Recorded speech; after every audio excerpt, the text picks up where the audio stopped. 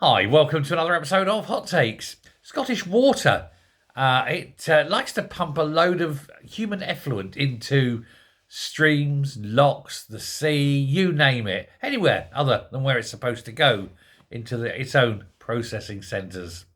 In fact, it's breached this licence 250 times at the sewage sites themselves. Never mind all the pumps and the pipes that leak hundreds of millions of times over the last 10 years. The actual sewage sites themselves have been breached 250 times, and probes by the eco watchdogs, such as SEPA, have found over a third of sewage assets, the actual treatment centres, fail to comply with the regulations, the legally binding regulations. And yet, what's happened to Scottish Water? Nothing. They haven't been fined.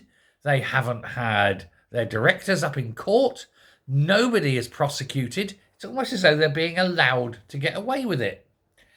And of course, there is a lot of mounting concern at human waste being dumped into all the waterways in Scotland via all these overflow pipes, leaking pipes, broken pipes, human error, and general sort of disrepair because nobody wants to fund it.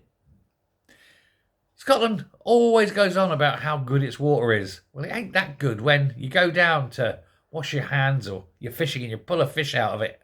And as you're doing so, you watch a human turd bobbling down the waterway.